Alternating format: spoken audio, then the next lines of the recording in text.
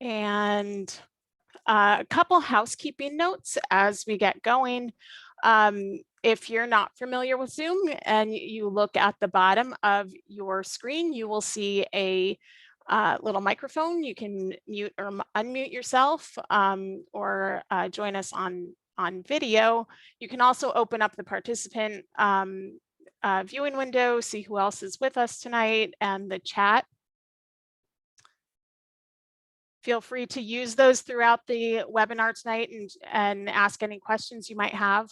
Additionally, there are other nonverbal feedback options available to you. You can find those at the bottom of your screen as well.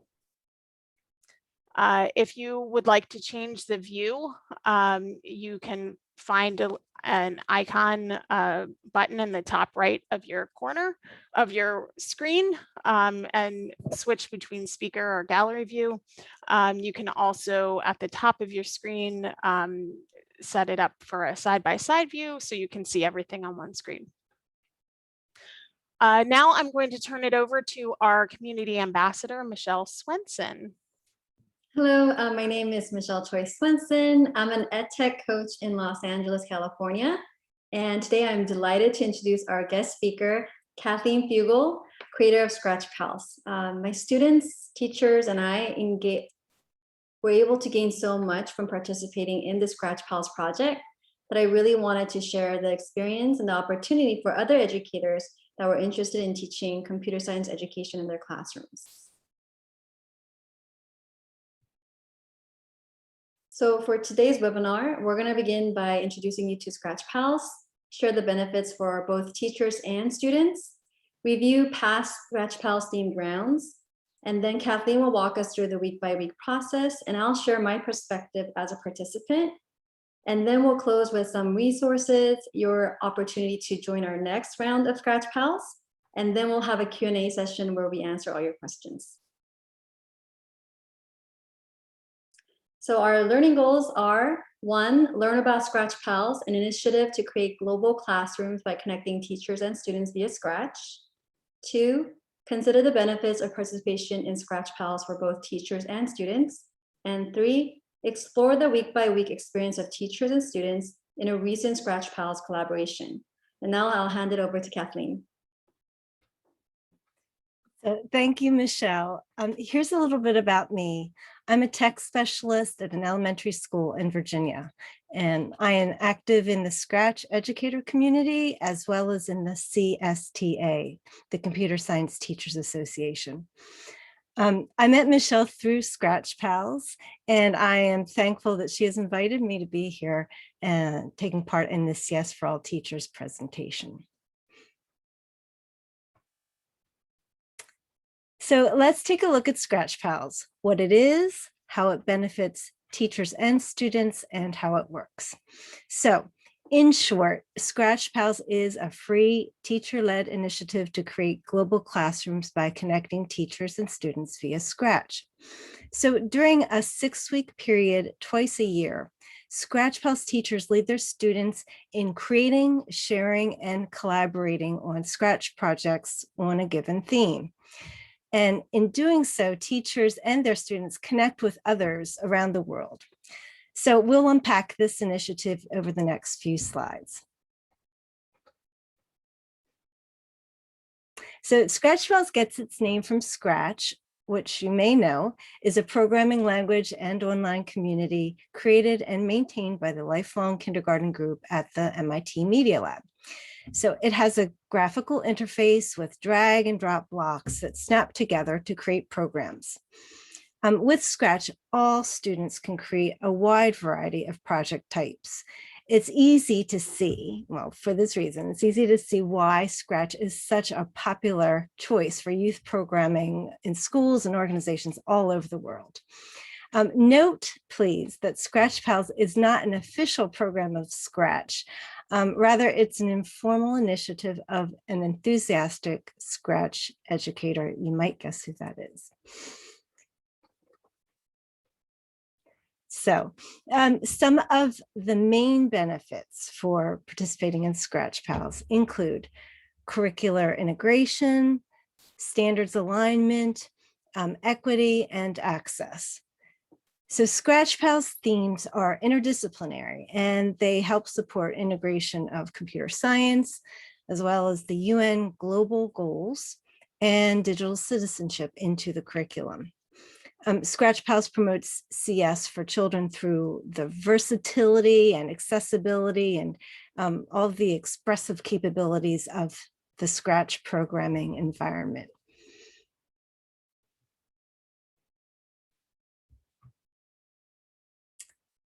Here you see kind of a list of what you need to participate in Scratch Pals. So Scratch Pals is a free initiative.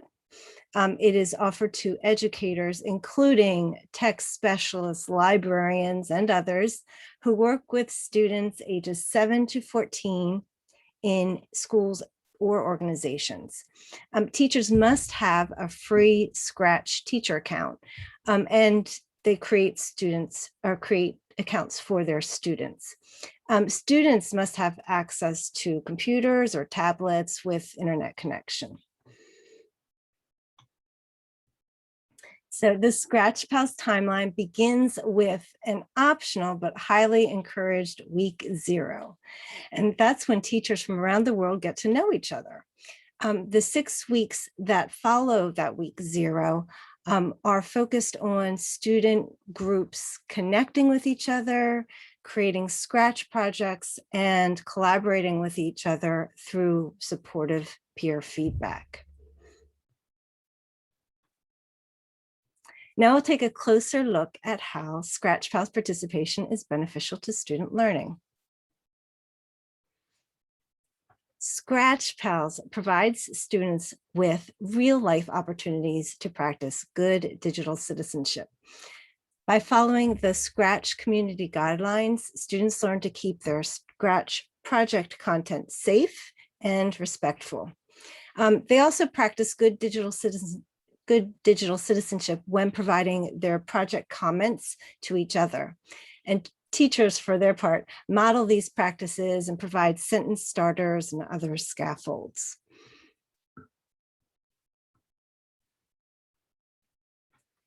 Many of the Scratch Pals collaborations include physical computing as an option for project content. Students make use of Scratch extensions for Makey Makey and Microbit, as you can see on this slide. And in fact, Michelle's students created physical computing project in Scratch Pals this past February and March, and you'll hear more about that later in the presentation.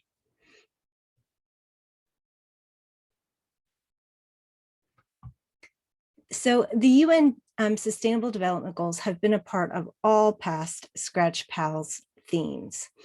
Students create Scratch projects based on one or more of the 17 global goals. Some participants are new to the SDGs, while others have prior experience, so it's very mixed in that way.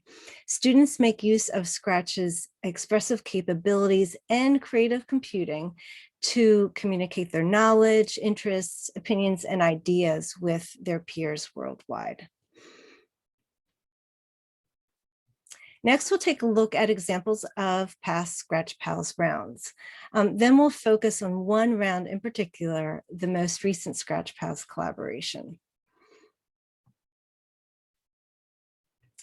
Scratch Pals began to take its current shape back in October of 2019, February of 2020, with rounds that included options in arts integration, the SDGs, and physical computing. Then in October of 2020, a round called Code the World You Wish to See focused on integrating the SDGs. The most recent round, Making Connections, was held in February and March of this year, with choices in arts integration and physical computing. And I should say, in addition to Michelle and me, there is another participant here who took part, and we're glad to see her here.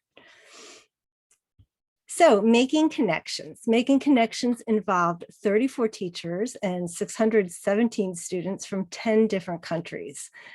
This theme invited students to use creative computing to make meaning through the arts and physical computing. Teachers enjoyed the flexibility in project topic, content integration, and inclusion of the SDGs.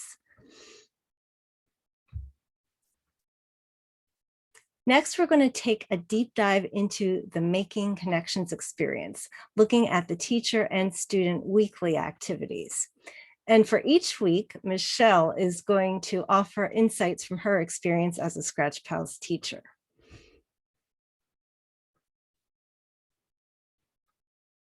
So first, teachers signed up and became part of a cohort. In week 0, teachers connected virtually.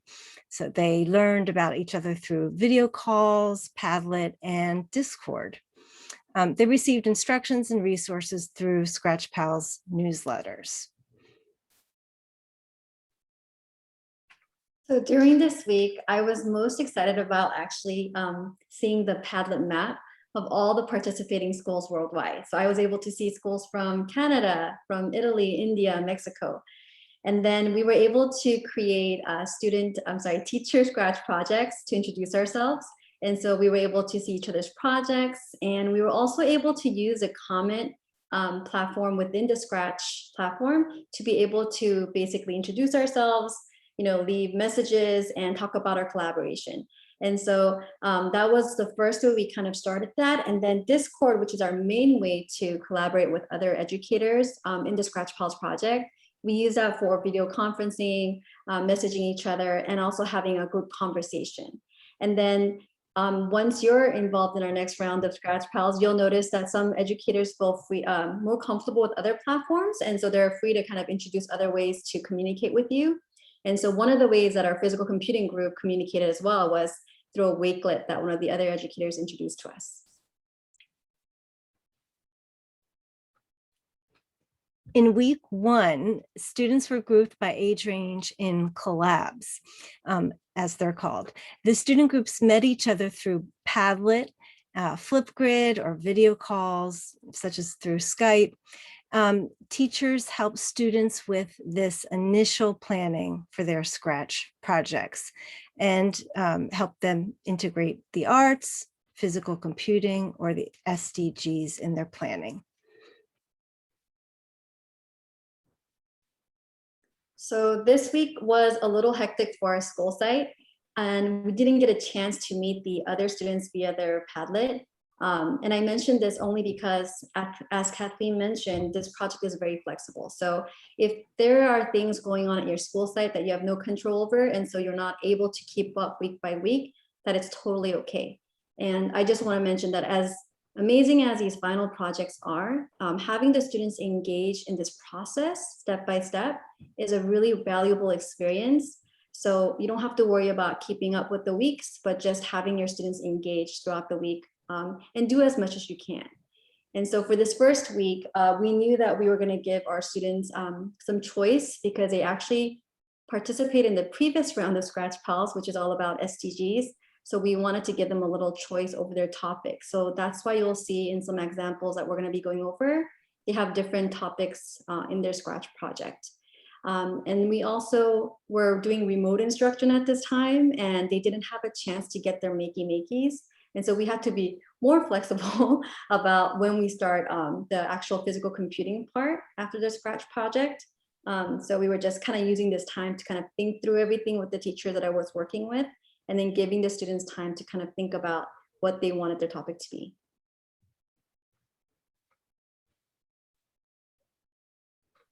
In week 2, students planned and began creating Scratch projects. And as they finished the first iteration, they added the projects to Scratch Studios, Scratch Pals, Scratch Studios, so that the other students could view them. And they made use of a variety of resources, as you see here, and these were from Scratch tutorials to SDG videos to project planner templates and many more.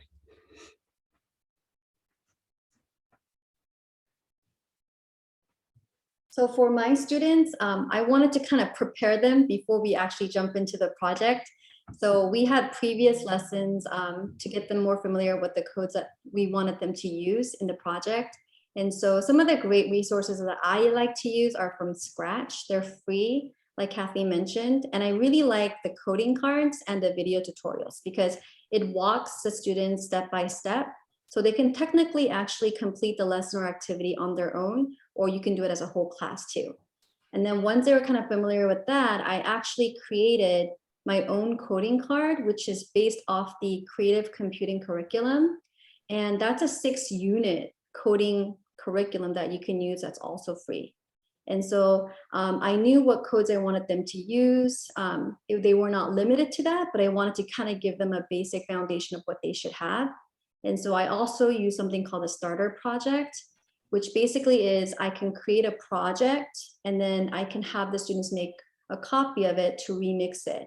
And the reason why I did that was because a lot of the previous projects, they weren't using the text to speech. I really wanted to incorporate the text to speech block so that you can hear their project as opposed to just reading the project. And I also wanted to integrate the translate block because this is a global coding project. I wanted other students that were not necessarily from the United States to be able to understand.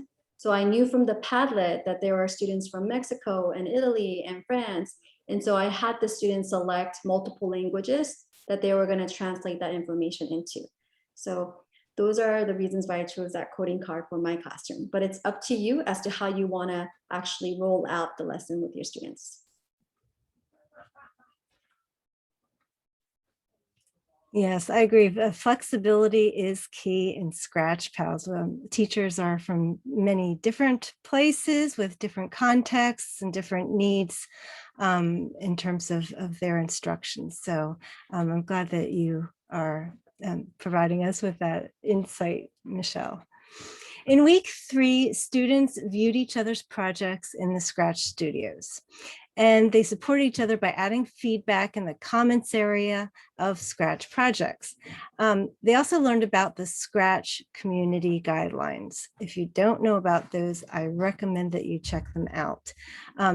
Student projects and feedback were monitored by teachers through the Scratch teacher accounts, as well as through the general monitoring of the Scratch environment. So for this week, I knew I had to kind of get a start on connecting with other educators so that I can connect my students to other classrooms. And so I reached out to Ms. Perfecto, who was from Mexico, and she agreed, yay, to work with me. And so we kind of collaborated using the platforms that were provided to us. And then we actually used Flipgrid because we were in different time zones. And so having a time to do an actual in-person lifetime collaboration wasn't going to be easy for us. So we decided to go with Flipgrid, which is a video discussion platform. And so students can actually record their projects. And another reason we use that was because it has different accessibility features like closed captioning so that we can actually understand if the project happens to be in a different language. And so we kind of got that started talking about what we wanted to include. And then for our students, we still gave them the time to work on their project because this was a time to kind of make sure they have all the necessary information. They have this translate code in Spanish because we knew we were going to be doing this with students in Mexico. And then once students were ready to kind of add their projects, they were adding their projects to the Scratch Pal Studio, which has everyone who's engaged in this project. You can share the students' projects so they can technically look at every single student's project in through the Scratch Pal Studio.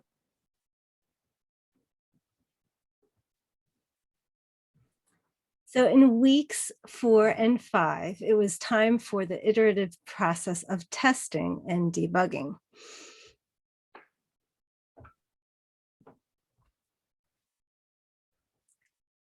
And teachers made use of the Getting Unstuck strategies. These are created by the Creative Computing Lab of the Harvard Graduate School of Education, the same Creative Computing Lab that created the curriculum that Michelle referred to previously. So teachers in Scratch Pals make use of the Getting Unstuck strategies to help build students' resilience. And as projects were finalized, students also used the instructions and notes and credits area of the Scratch projects to provide more information for the viewers of their projects. And this was yet another opportunity for digital citizenship.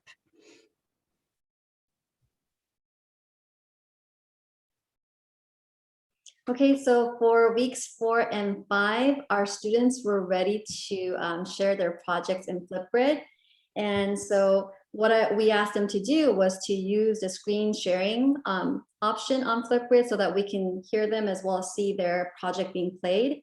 And so we had students, my students, make sure that they had the translate block in Spanish so Ms. Perfecto's students can understand. And then we read the closed captioning in English when Ms. Perfecto's students were actually sharing their projects. So it worked out really nicely, and they were able to comment and leave feedback. And some of my students actually spoke Spanish, so they were able to do it in Spanish too, which is nice for our students in Mexico.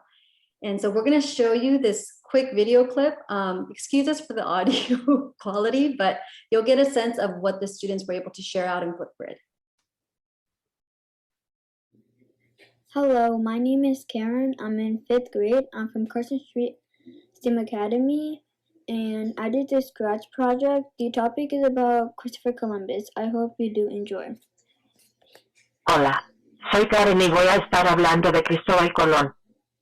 ¿Sabías que Christopher nació en Génova, Italia en 1451? Inside. So this is all my code that I did from the inside. So I used the extensions to get the text-to-speech and the translate. And I also used the events. And I also used the looks. And I also used the motion. And yeah, this is all of it. I did do a lot here. So yeah, I hope you guys do like this. Bye. All right, so that was one example of one of the recordings from my students. And so we also talked about digital citizenship, and we talked about having media release forms. So if students didn't have those, we didn't ask them to embed their video camera, but you'll notice in some of the pictures, they did include some of the pictures. And then we talked about what it means to be a good digital citizen when they're leaving feedback to each other. And so I think having this authentic audience really encouraged my students to actually complete the process and really engage in it. Because a lot of times I think during remote instruction, especially, our students had, they kind of struggled to complete assignments and find engagement in these lessons. But with Scratch Pals, having this kind of collaboration with a global classroom connection really helped bring the engagement up. And again, it's a great way for them to really practice their digital citizenship skills using this kind of project.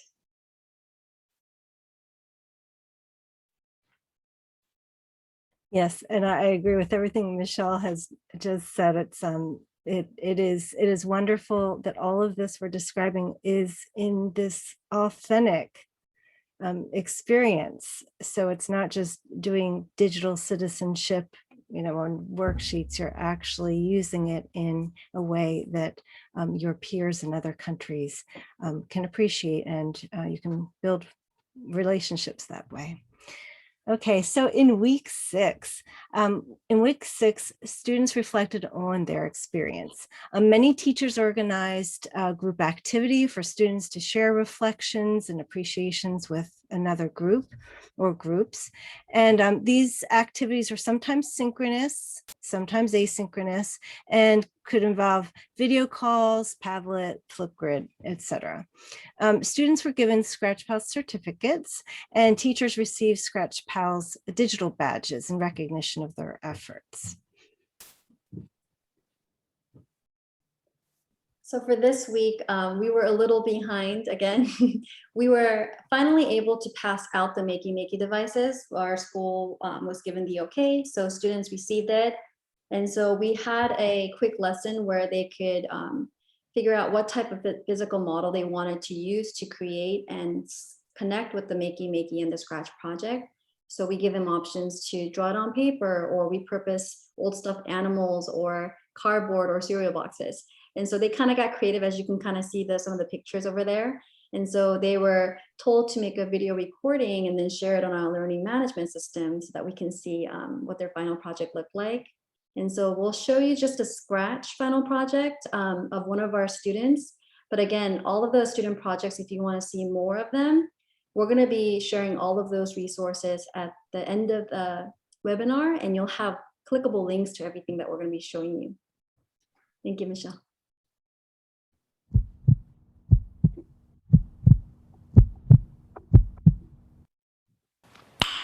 Nice. Hello, my name is Codester 2.0.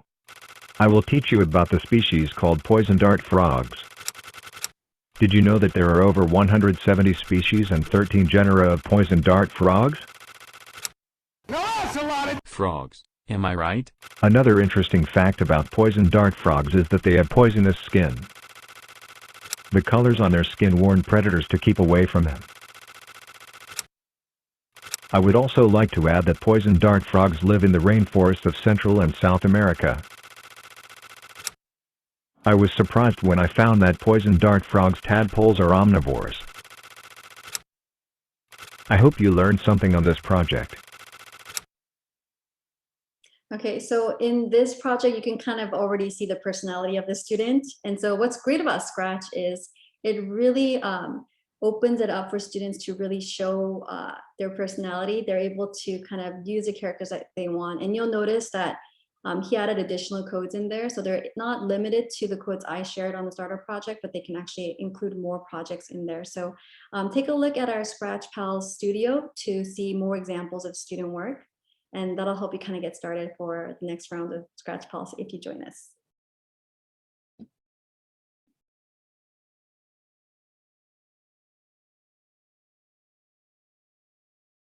Scratch Pals teachers also met in share out sessions throughout the round. They shared ideas and observations and successes also through Twitter, as you can see here.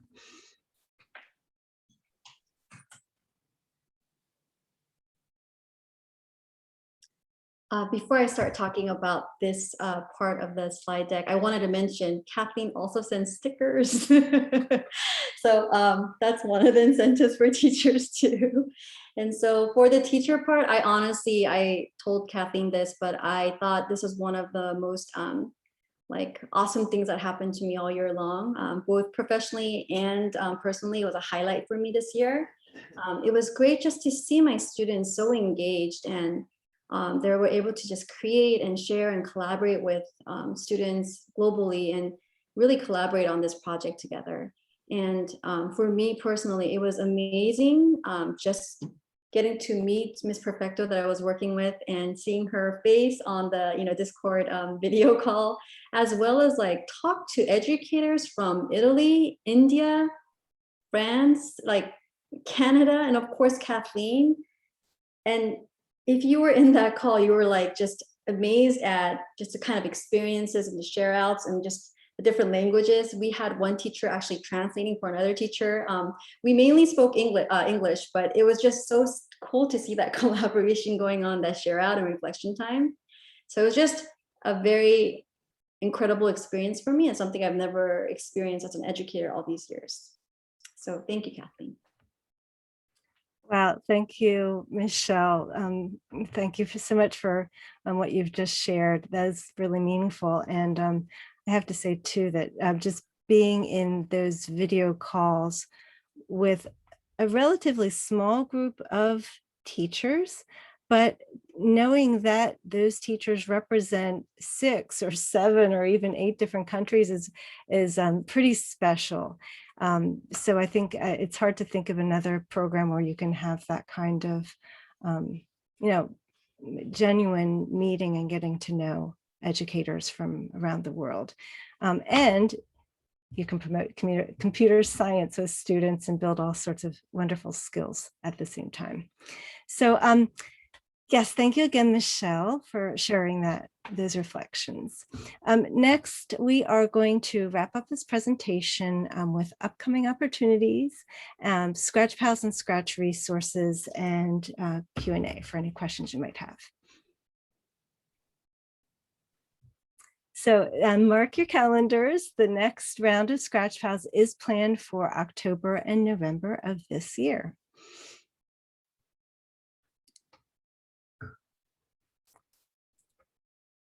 And details and sign-up information will be made available through our mailing list, the website, and the Twitter feed. And you will have access to these links later after our webinar has been published.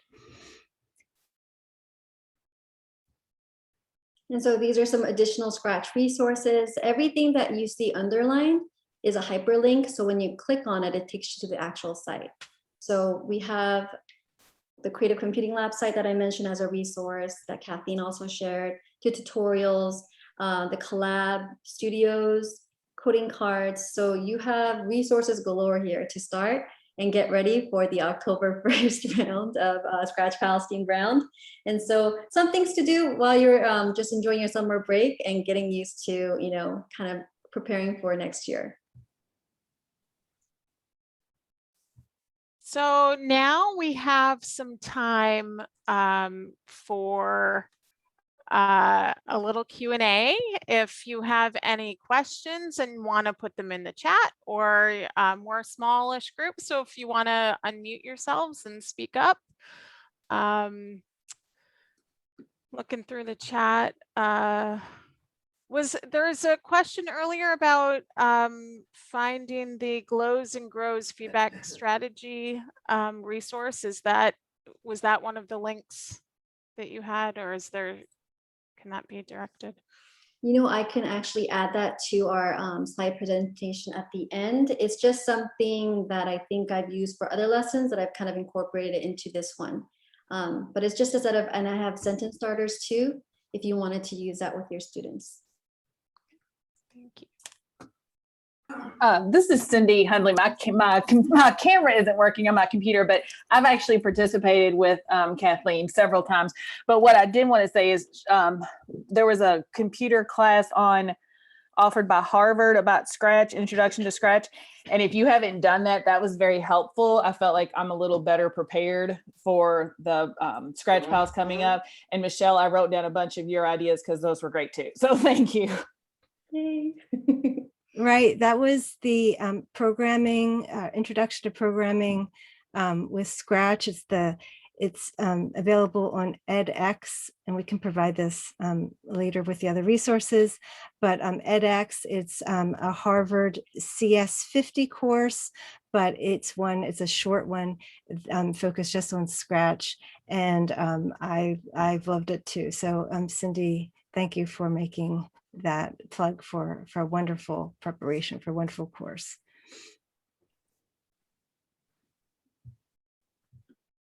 Any other questions? Feel free to speak up, put them in the chat.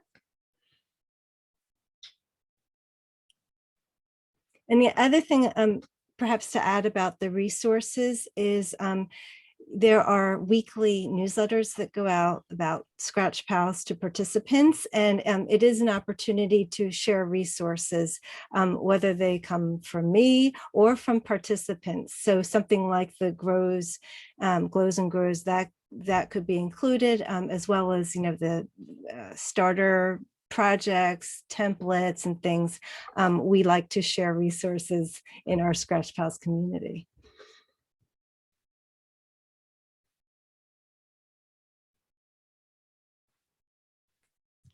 Edwin, I think I thought I saw like a comment about clustering students. Can you elaborate if you're still with us?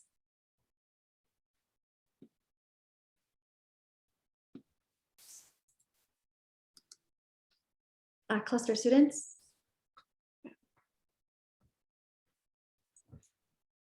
I see.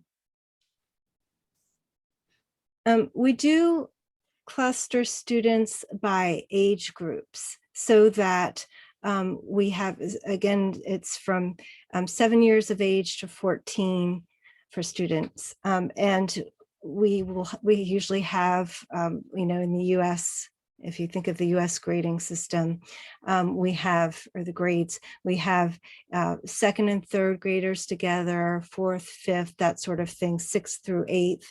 It varies a little bit, but we do cluster them in terms of their ages, just so that they're all sharing, resources that would be, with an extended peer group.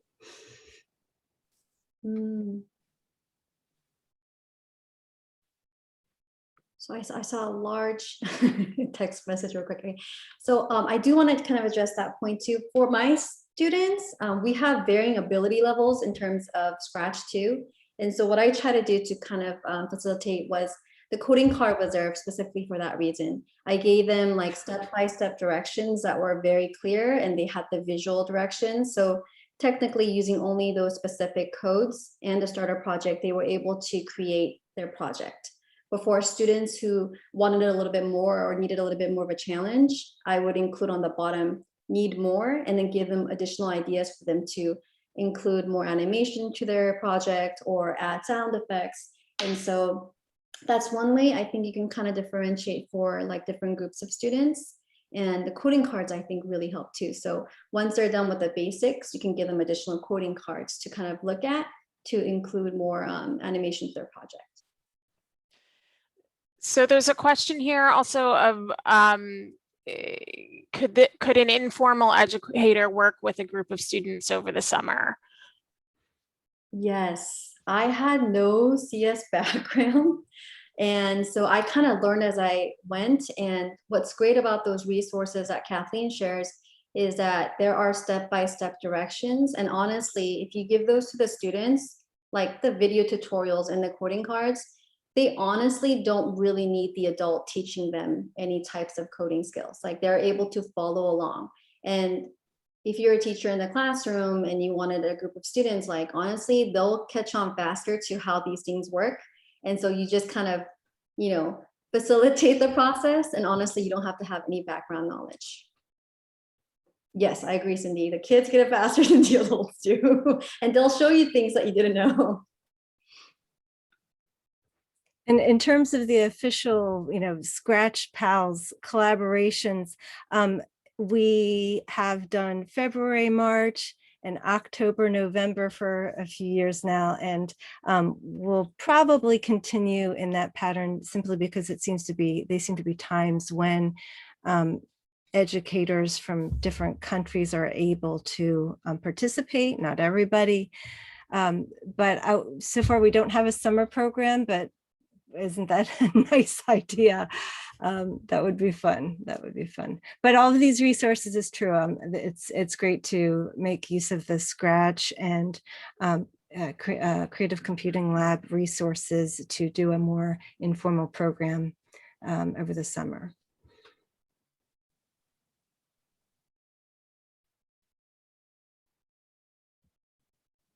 Any other questions, comments? More explanation about something that was shared tonight that you'd like to hear a little bit more about? I can share one more resource for the summer camp, I guess. I know, Kathleen, you use this or you know about this resource, but Google CS First for our upper elementary to secondary students, they're really helpful too. They kind of incorporate the whole video tutorials within their activities and lessons. And there's like 1 hour lessons, or there's like, themed 8-lesson, like that's based on like arts or, different kind of topics. So you can kind of use those as well. And so for this Scratch Pals, I actually had used some of the Google CS First activities to kind of get them used to coding before we started the Scratch Pals project. Okay, thank you. And we have a comment from a very great endorsement from Cindy that if you're hesitant to participate, it's simple, straightforward, and beneficial. Just do it.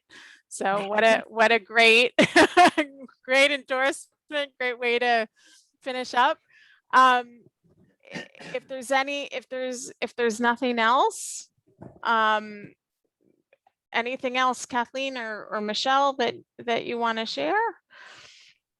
I think there are links on the slide, and again, these resources will be made available to you.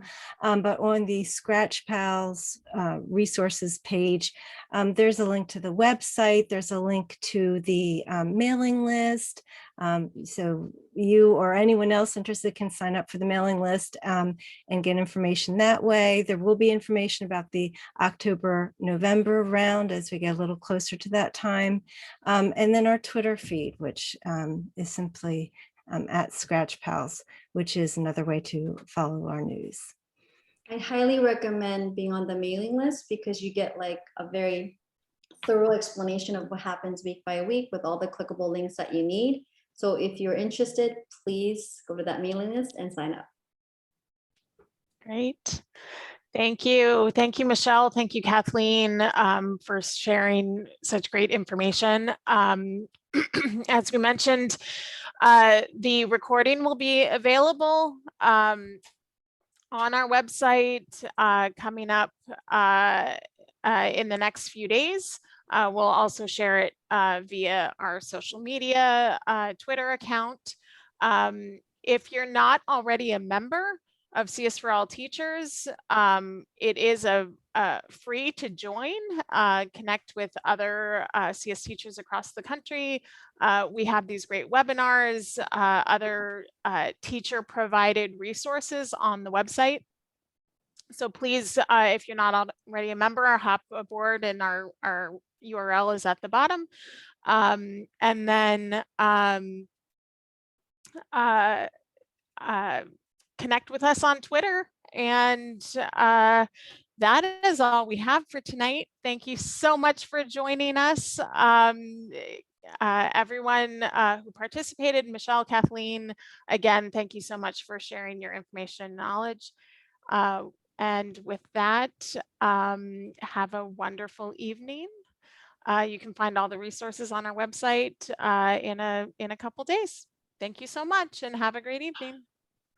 Thank you. Thank you.